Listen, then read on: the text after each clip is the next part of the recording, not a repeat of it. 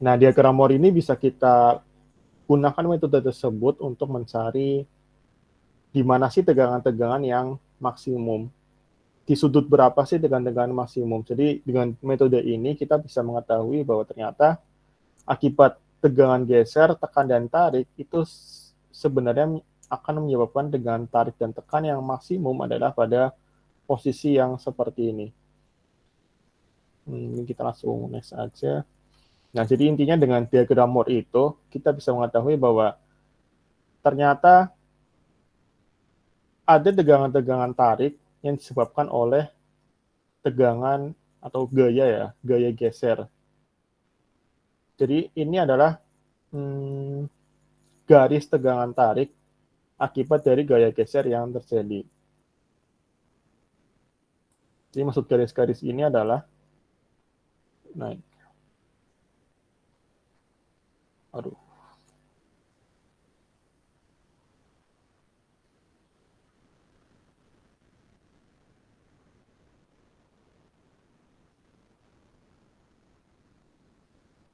Jadi maksud dari garis-garis ini adalah sebenarnya ada tegangan-tegangan tarik, ya abaikan yang ini ya, yang kecoret kiri itu. Seperti ini kurang lebih. Jadi seakan-akan ada tegangan tarik akibat dari gaya dalam geser.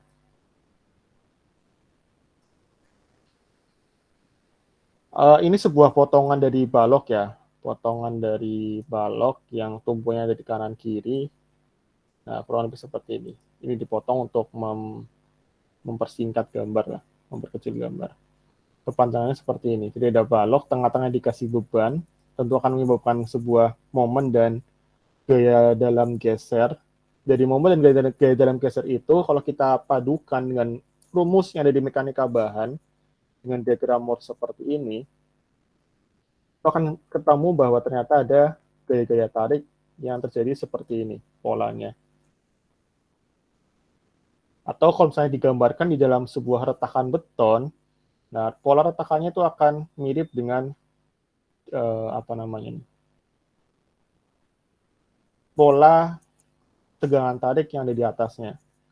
Jadi ini hmm, mungkin dari suatu percobaan yang asli ya, ini kan gambar beton asli ini. Aku lupa ini ceritanya bagaimana di buku. Kalau salah sih ini suatu percobaan dari balok yang sebenarnya. Jadi ketika balok ini dikasih momen, ini kiri kanan ada peletakan seperti biasa ya. Ini biasa dipotong supaya memperkecil gambar. Ketika dikasih momen, ternyata ada sebuah retakan-retakan yang polanya seperti ini akibat dari tegangan geser. Jadi sebenarnya kombinasi geser dan momen, tapi di sini polanya lebih banyak akibat gesernya. Kalau misalnya kalian punya balok yang pola retakannya seperti ini, jadi dari ujung peletakan, jadi ini ada peletakan ya, makna dari reaksi ini artinya ada peletakan, ya baik itu kolom atau peletakan yang lainnya. Kalau kamu punya balok, ternyata pola retakannya seperti ini, diagonal ya, dari peletakan menuju ke tengah-tengah. Sini juga sama harusnya, simetris. Maka itu adalah retakan akibat tegangan geser, di dalam geser. Artinya apa? Bahwa ternyata artinya adalah kalau misalnya di dalam gesernya nggak kuat, berarti sengkangnya itu yang kurang. Seperti itu.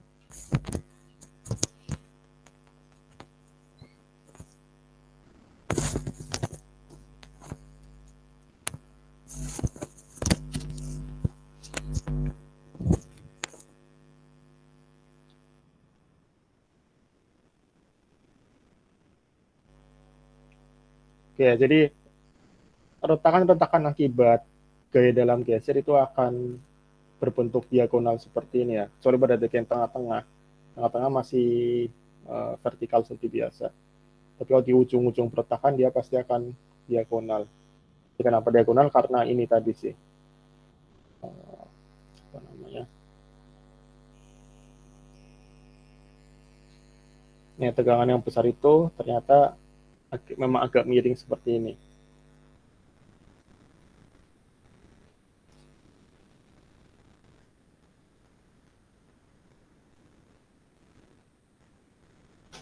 Suster ini. Dek. Sorry, sebentar.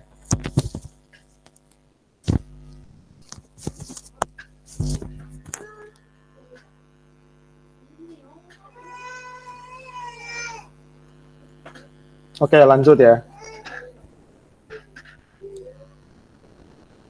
Jadi kalau misalnya ada crack akibat flexural itu artinya adalah momen. Crack akibat momen, dia itu kan retakannya seperti ini ya, retakannya cenderung lurus kalau akibat momen, maka solusinya memang adalah menggunakan tulangan longitudinal, tulangan yang memanjang. Nah, tapi kalau misalnya retakan-retakan yang berbentuk diagonal seperti ini, yang miring, maka memang yang tepat adalah kita pasang tulangan sengkang itu memang seharusnya miring seperti ini.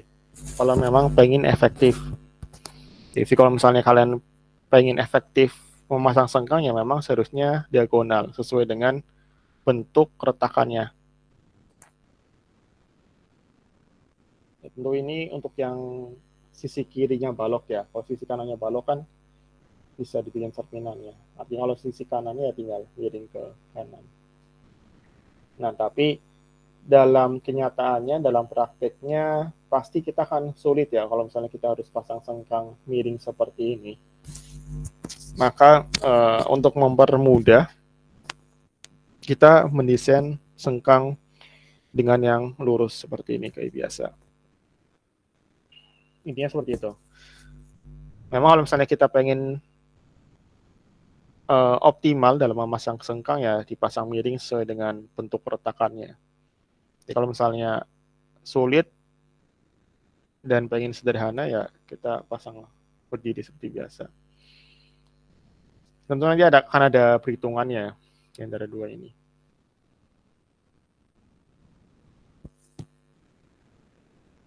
Oke, kita masuk ke sedikit rumus. Jadi kekuatan di dalam geser, kan kalau sebelumnya itu kita masih berkutat dengan momen ya. Momen itu rumusnya juga sama, bahwa kapasitas momen itu harus lebih besar daripada di dalam momen yang terjadi.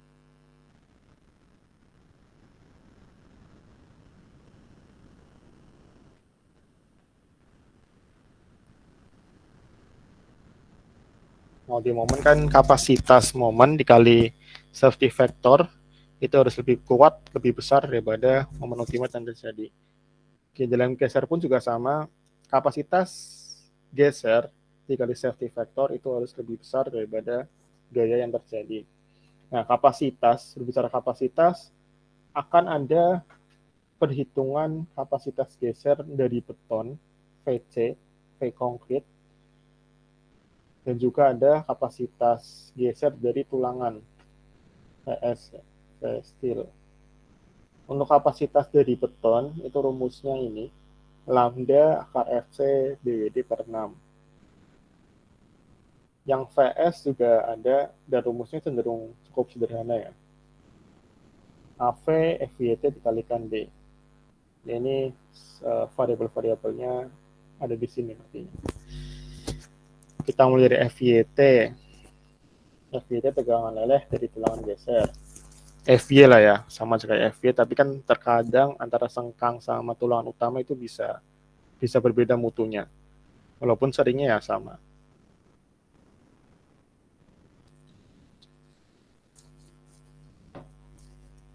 Kemudian ada S, jarak antar tulangan. Jadi kita udah tahu bahwa sengkang dipasang seperti ini ya, di dalam balok. Yang apa ini dalam suatu balok. Sehingga S itu adalah jarak antar sengkang.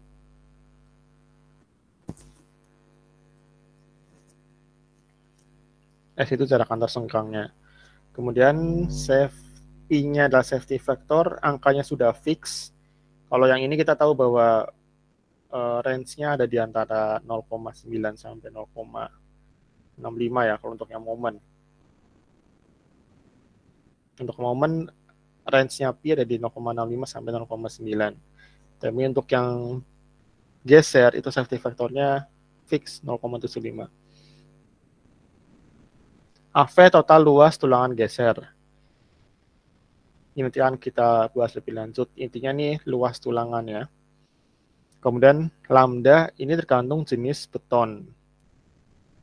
Ada nggak sih pembahasan lambda? Intinya kalau beton normal itu lambdanya 1. Coba kita cek ya. 1.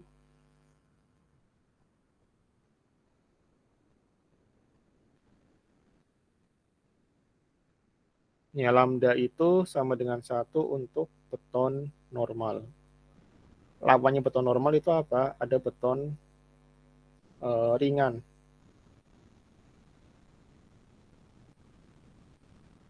Ini ada 6 mahasiswa yang lagi lomba beton ringan. Kok jadi beton ringan? Beton normal.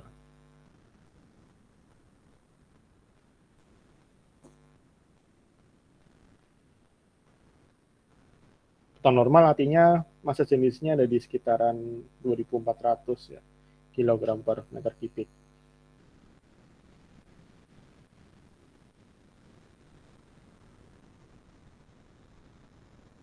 Ya kita studi kasusnya hanya pada beton ringan aja, beton ringan, beton normal. Jadi lambdanya kita ambil nilai 1.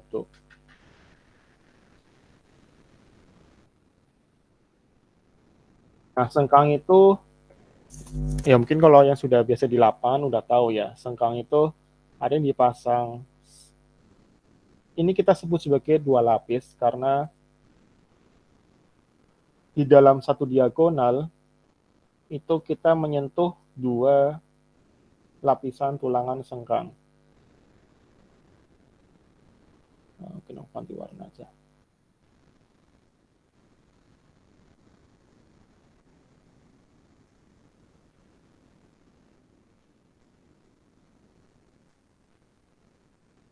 Jadi dalam satu garis horizontal seperti ini, sengkangnya itu terkena 2 luasan tulangan, makanya disebut sebagai 2 lapis. Tapi kalau saya gambar kiri, ini kita sebut sebagai 3 lapis tulangan ya. Jadi yang dihitung adalah berapa tulangan yang ada di garis vertikalnya. Sengkang itu bisa macam-macam ya bentuknya. Bisa 4 lapis juga, mungkin tengah-tengah tambahin lagi.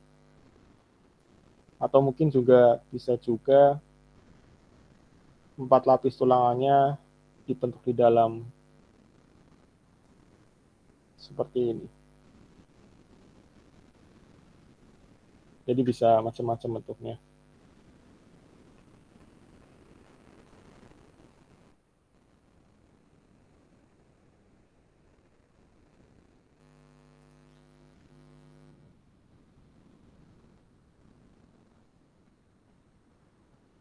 Oke, untuk perhitungan sengkang akan cukup ribet ya, terutama nanti kita akan sedikit kembali ke analisa struktur 1.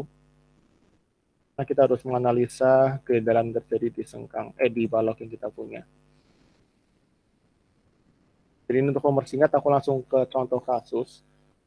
Ini kita punya balok ya dengan peletakan sederhana. Ini artinya ada sendi roll di bawahnya seperti ini. Kemudian balok ini kita bebani dead load atau beban mati 20 kN per meter, sama beban hidup adalah 24 kN per meter. Ini dimensi baloknya. Kita akan menganggapnya balok biasa, bukan balok dead.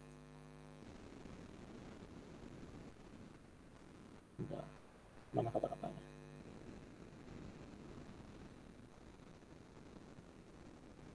Beton normal menggunakan FC 25. Terus kemudian menggunakan tulangan sengkang atau tulangan lentur menggunakan tulangan utama atau yang longitudinal, tulangan lentur itu pakai FV 420, tulangan gesernya pakai 300 MPa.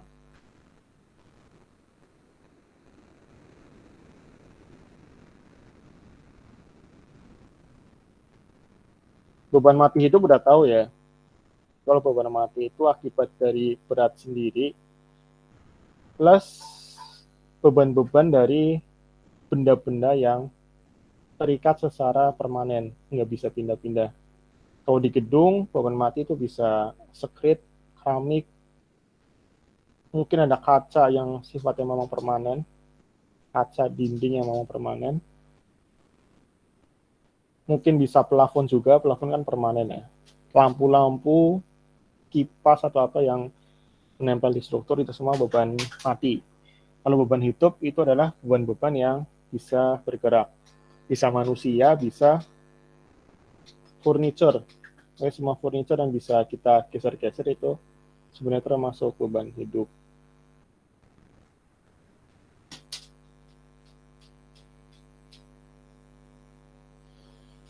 Nah, langkah pertama yang mesti kita lakukan ini adalah proses menghitung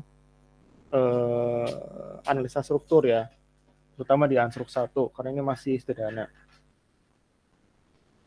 Jadi pertama-tama kita lakukan perhitungan beban merata ultimate atau W ultimate, di mana beban ultimate itu kita bisa hitung dengan rumus yang sudah mungkin kalian sudah tahu, 1,2 kali dead load plus 1,6 dikalikan left load.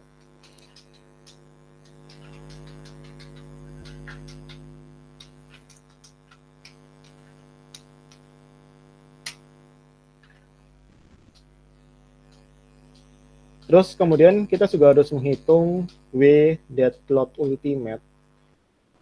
Ya, ini tambahan aja untuk nanti masuk ke dalam proses perhitungan.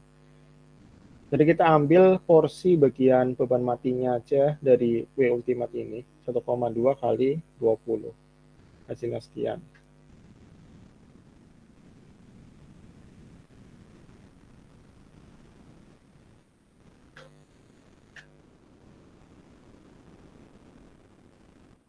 Nah, terus kita harus membuat 3 permodelan, ini sesuai dengan standar SNI ya, dan SCI, bahwa untuk menghitung tegangan geser, kita harus menggunakan 3 kemungkinan seperti ini.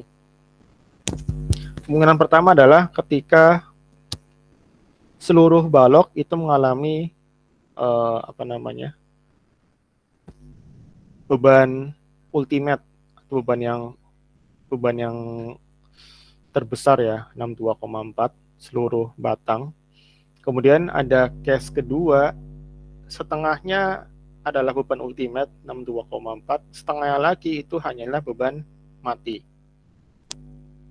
setengah sebelah kanannya. Nah, yang ketiga ini kebalikan dari yang kedua. Yang kiri beban mati, yang kanan beban ultimate kombinasi.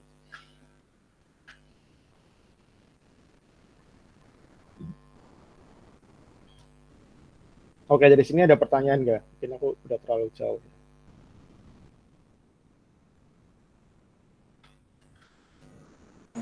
Cukup jelas, Pak. Oke. Mau pertanyaan kita lanjut. Oke, resek-resek, iya kah? Halo, cek.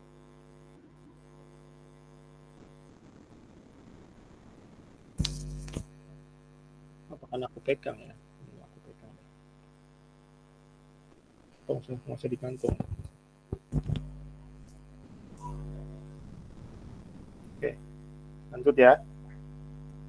Oh, di ACC. Pokoknya udah ya.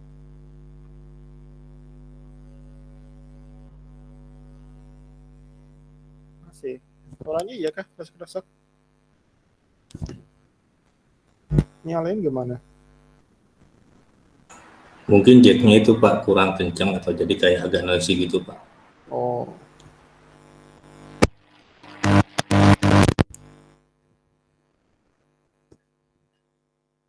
Cek cek. Loh, masih di connect. Sudah Pak, cuman jadi agak kecil suaranya Bapak. Cek cek. Halo.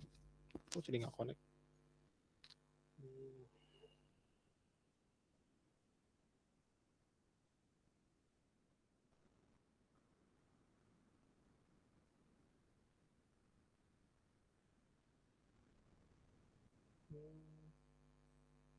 Sebentar.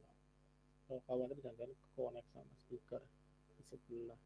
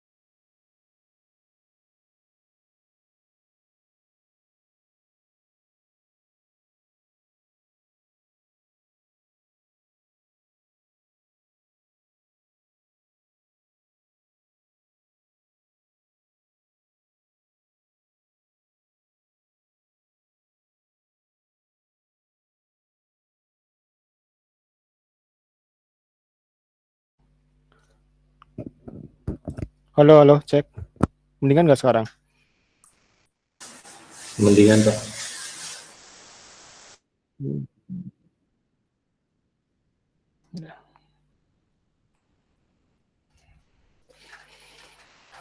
Oke, lanjut ya. Jadi tadi kita membuat 3 kondisi ya. Jadi yang kondisi pertama, beban hidupnya merata. Jadi namanya beban hidup kan ya. Kan kita nggak bisa memastikan apakah bisa full satu gedung, satu ruangan, beban hidupnya full, atau beban hidupnya hanya setengah-setengah seperti ini. Jadi kondisi kedua dan ketiga, kita asumsikan bahwa beban hidupnya hanya ada di setengah balok, setengahnya itu hanyalah beban mati, yang memang mereka nggak pindah-pindah ya. Nah, dari ketiga ini kita harus membuat diagram gaya dalam geser seperti ini. Hasilnya langsung seperti ini ya. Ini udah aku contohkan di PDF yang aku kirim, yang dalam kurung statik. Ya kurang lebih asal muasal perhitungannya seperti itu.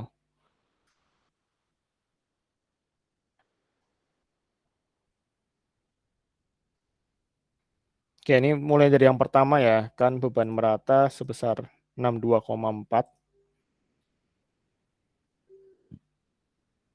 Sehingga kita bisa menghitung proyeksi beban di tengah-tengah dari beban merata ini. Tinggal 62,4 kalikan 10 meter, hasilnya sekian. Sehingga VA sama VB itu pasti akan terbagi merata ya. Kalau misalnya simetri seperti Sama. ini ya, beban kiri kanan pasti sama ya, sama-sama 312 bagi 2. Jadi kalau yang ini enggak ya, karena ini kan nggak simetris, jadi VA sama VB dia nggak sama. Pasti lebih berat ke yang VA, karena VA lebih banyak bebannya di atasnya.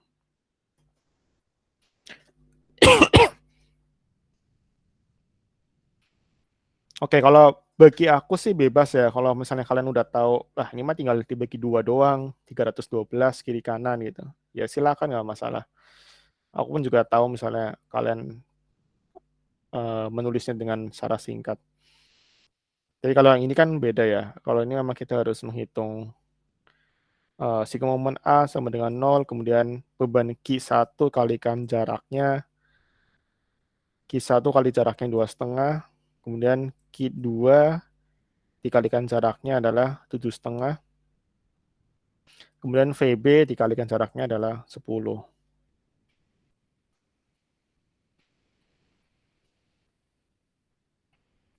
Sehingga didapat VB-nya 168, VA-nya 264.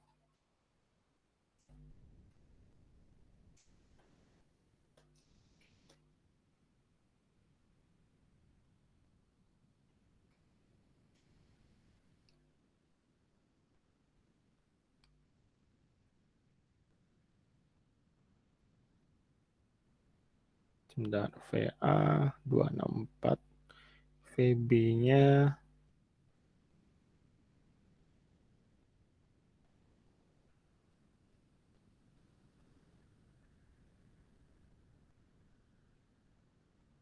kok ini 24 ya? VB harusnya ini 168.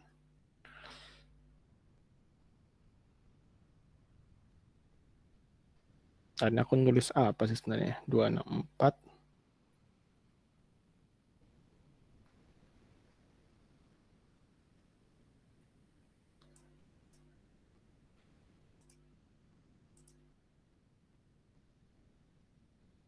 Oke, kita mulai dari sini dulu ya, kiri dulu deh.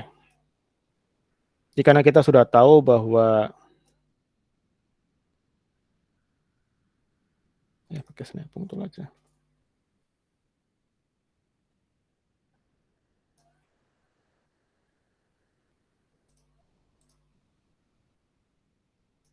Jadi kita sudah tahu bahwa VA besarannya adalah 312 dan VP 312 kita tinggal ikutin dari paling kiri ya. Paling kiri ada beban ada reaksi ke atas 312. Kemudian dia sifatnya akan menurun terus ya. Karena ini sifatnya beban merata, dia pasti akan menurun terus secara linear sampai di ujung itu juga bertemu dengan 312. Aku nulisnya 4 sih.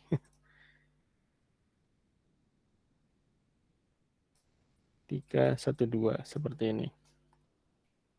Dimana yang kiri itu adalah positif, dalam artian adalah kirinya ke atas, kanannya ke bawah. Yang kanan negatif, kirinya ke bawah, kanannya ke atas.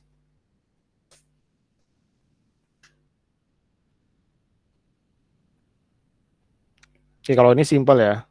Aku lanjutin.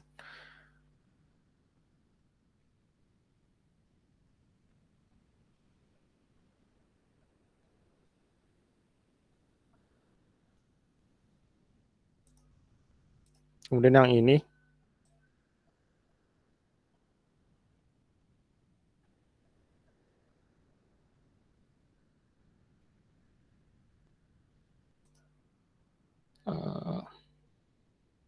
jadi VA didapat adalah 264, Q1, Q1, 312.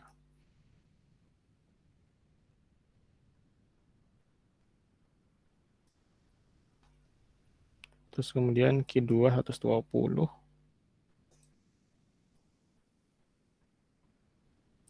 Terus kemudian VB mana 168.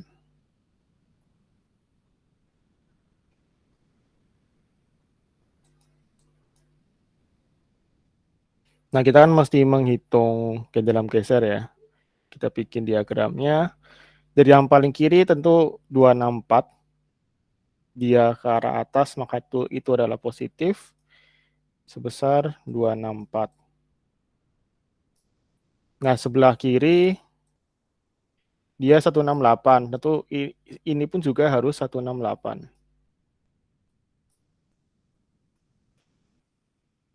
Jadi kita menghitung tiap-tiap titik ya. Titik A, titik C, sama titik B. Kita harus menghitung titik di mana terjadi perubahan gaya yang signifikan. Sebentar. Nah, sekarang misalnya kita menghitung di dalam geser di C ya. Di C itu kita boleh melihat ke kiri atau ke kanan. Kalau kita melihat ke kiri, maka ini adalah 264 IC ya. 264 itu adalah positif dikurangin dengan beban ke bawah 312. Ini hasilnya adalah berapa nih? Ini 36 tambah 12, 48. Oke. Minus ya. Atau kalau misalnya kita mau melihat ke arah kanan, di C kita mau melihat ke arah kanan, ini ada beban ke atas 168. Kalau kita lihat ke kanan, ada gaya ke atas, itu artinya adalah negatif. Kebalikannya, 168. Terus di kanan juga ada beban ke atas sebesar 120. Itu artinya plus 120. Hasilnya pun sama, minus 48. Jadi bebas mau kita lihat ke kiri atau ke kanan ya. Ini sebenarnya mata kuliah Anstruk 1. Tapi saya juga nggak ngerti ya bagaimana dosen kalian dulu ngajarin apakah ada konsep seperti ini. Nah, sehingga di titik C, ingat bahwa titik C ini karena ada perubahan pola gaya ya, ada penurunan pola gaya di sini. Maka kita harus menghitung gaya dalamnya di titik tersebut. Sisanya nggak usah kita hitung gayanya, pasti akan terjadi sebuah linearitas ya, akan terjadi tegangan yang linear. Jadi cukup di C aja kita hitung, ternyata hasilnya minus 148 ya. Baik kita lihat ke kiri atau lihat ke kanan.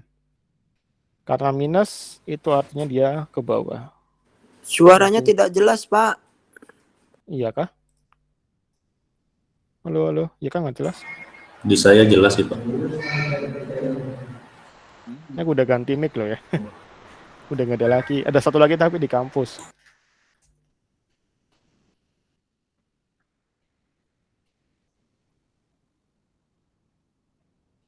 Jelas kok, Pak. Jelas ya? Oke, kita lanjut. Berani ada yang mau ngerekam silakan ya. Berani mau buat UAS. Kan Windows sekarang udah bisa ngerekam ya katanya. Pakai apa? Aku lupa mulu. Bisa, Pak. Apa ya? Windows, terus apa? Windows G, Pak. D. Tekan G. Oh, Tombol G. G. Ya. Windows G. Oh ya, betul.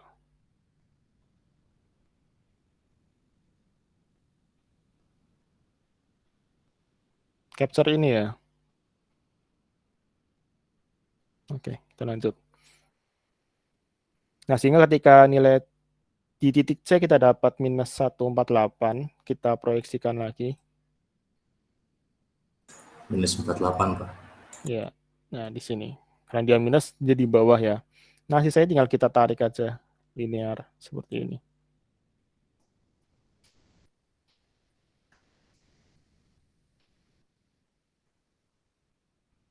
Nah, ini aku nggak tahu ini kenapa aku tulis VB minus 24 sih. Apa ini mungkin ada tipe yang kehapus?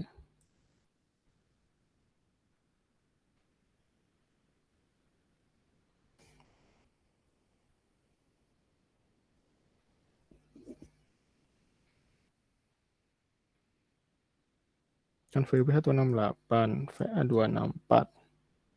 264. 168 ini harusnya nih. Sehingga VC kalau kita lihat ke kiri tadi 264 minus 312 hasil dari ini ya. Q1-nya. Kalau kita lihat ke kanan 264 mana? Minus 168 plus 120.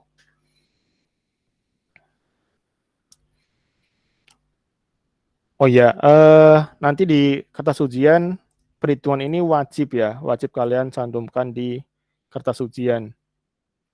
Jadi walaupun mungkin di PPT-nya nggak ada, ya aku tulis di sini. Karena kalau aku masukin ke PPT kan ribet ya, satu persatu equation, gambarnya segala macam. Jadi aku pisah di dalam coret-coretan ini.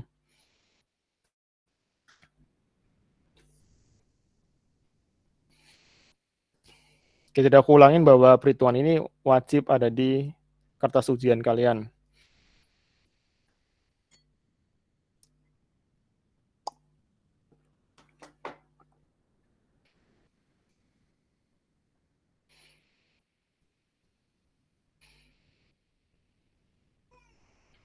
Nah, itu kan baru yang kedua ya. Yang ketiga pun juga sama. Ini hanya kebalikannya, 168, 264, 48. Yang ketiga nggak kalian hitung nggak apa-apa sih. Itu hasilnya hanya kebalikan dari yang kedua ya.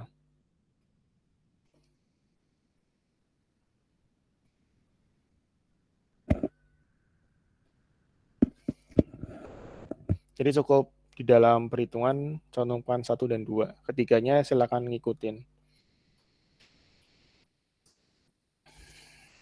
Nah, sehingga karena kita ingin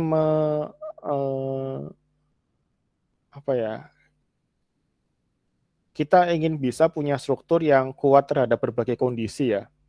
Jadi ada kondisi 1, 2, 3, kita harus punya struktur yang kuat dalam ketiga kondisi ini. Maka kalau misalnya gambar ketiga ini, gaya dalam ketiga ini kita superposisikan, kita satukan, maka akan menghasilkan grafik gaya geser seperti ini. Ya, kiri kanan itu tetap pakai 312 yang paling besar. Nah, di tengah-tengah itu ada peralihan dari 48 positif ke 48 negatif. Jadi tepatnya negatif ya. Kalau misalnya mau tambah negatif, silakan, enggak ya nggak apa-apa.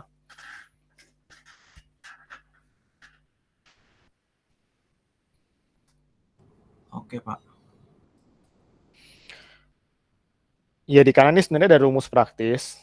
Rumus praktisnya V ultimate WUL per 2 di ujung dan WL ultimate dikalikan R per 8 di tengah-tengah bentang. Tapi aku hanya sekedar mengasih rumus praktis, tapi tetap mewajibkan kalian untuk menghitung secara manual ya. Karena kita yang satu bisa mungkin jangan pakai rumus praktis. Supaya kita tahu benar itu prosesnya.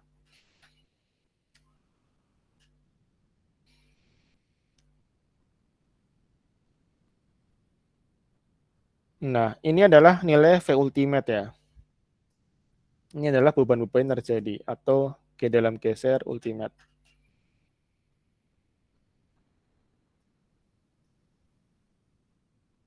Nah, tentu kita akan memproyeksikan V ultimate ini menjadi kapasitas yang kita rencanakan. Itu adalah Vn.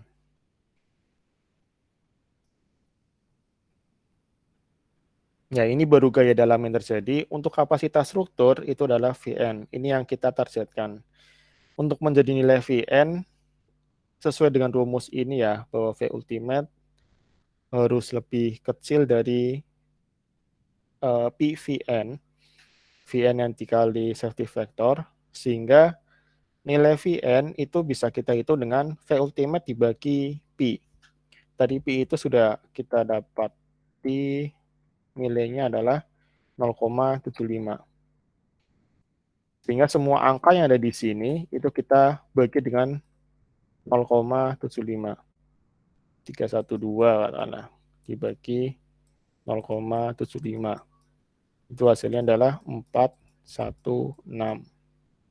Yang ini ya. Terus kemudian yang 48 kita bagi 0,75, itu hasilnya adalah 64.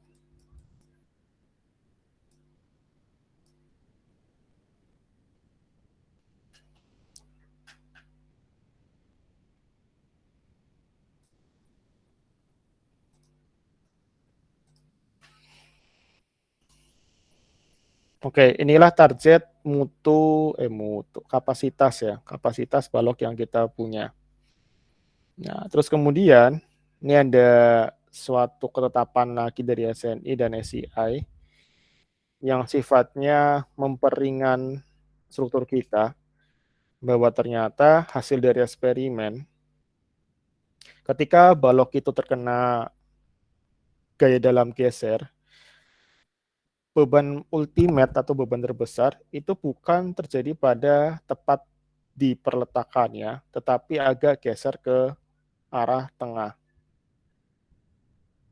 Jadi kalau berdasarkan, sebenarnya gambarnya ya.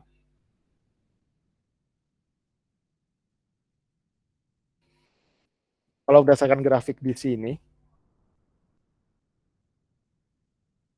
mungkin pakai ini aja nih. Ini aku hapus semua ya. Kalau dari grafik sini kan artinya gaya dalam geser paling besar itu ada di ujung-ujung peletakan ya. Ujung kiri sama ujung kanan peletakan. Tapi ternyata dari eksperimen menyatakan bahwa gaya dalam geseran maksimum itu bukan tepat di perletakan, tetapi agak geser ke arah tengah. Sejauh apa? Sejauh nilai D. D itu masih berbicara yang sama ya. Bahwa D adalah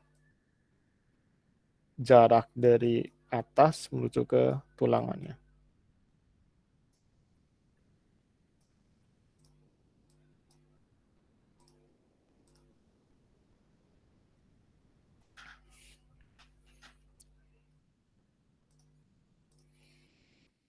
Nah, seperti ini. Jadi yang awalnya momen gaya geser ultimate-nya adalah 416, terbesar yang 416. Nah, kita bisa dicuakin lah ya, makanya bahasanya gitu. Kita coak bagian ujung-ujungnya dengan sepanjang nilai D. Jadi kita ambil jarak senilai D, kita potong di sini. Ini sepanjang nilai D. Ini juga sama. Kita geser sejarak nilai D.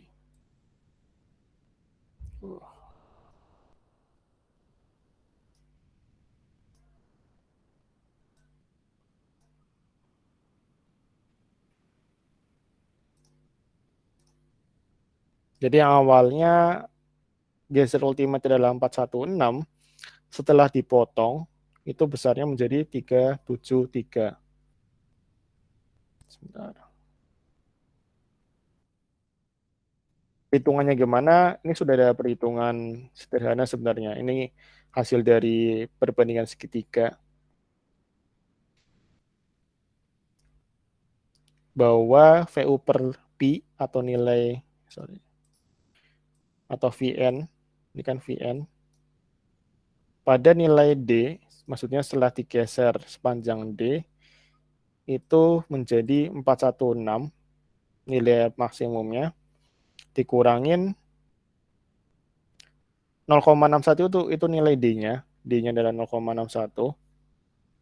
Berdasarkan gambar ya mungkin. Sebentar aku cek. Ya, berdasarkan gambar, D-nya adalah 610.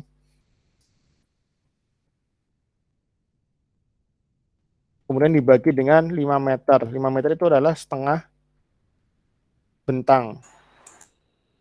Ya, karena kita sedang berbicara segitiga ya. Segitiga yang ini. Nah, ini ada sebuah segitiga. Jadi yang ini 5 meter.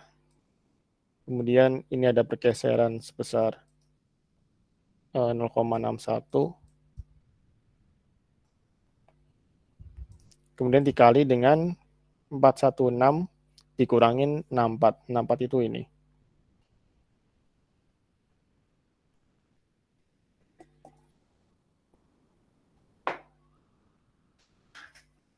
Ya kalau kalian mau kalian bisa buktikan sendirilah rumus segitiganya menjadi seperti ini.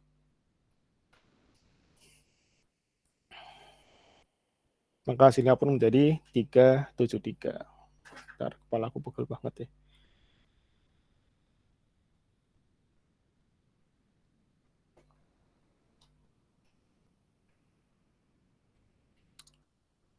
Nah, itu baru tahap 1 ya. Tahap 1 kalian adalah bagaimana membuat diagram dalam geser target. Jadi ini kapasitas geser yang kita targetkan.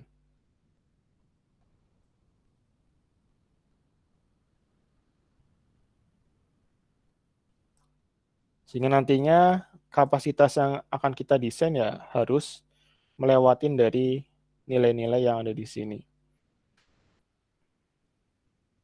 Nah, sejauh ini kita lihat bahwa ternyata memang G dalam geser itu paling besar ada di ujung kiri sama kanan kan. Jadi misalnya ini balok,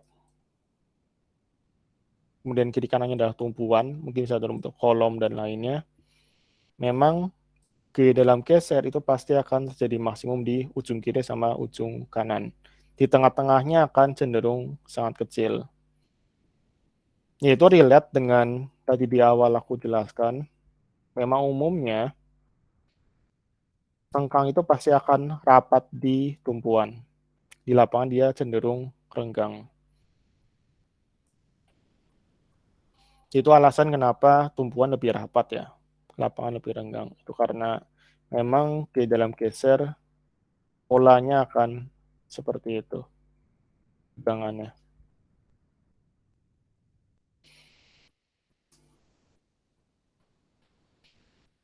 Oke, sekarang kita berbicara kapasitas geser balok.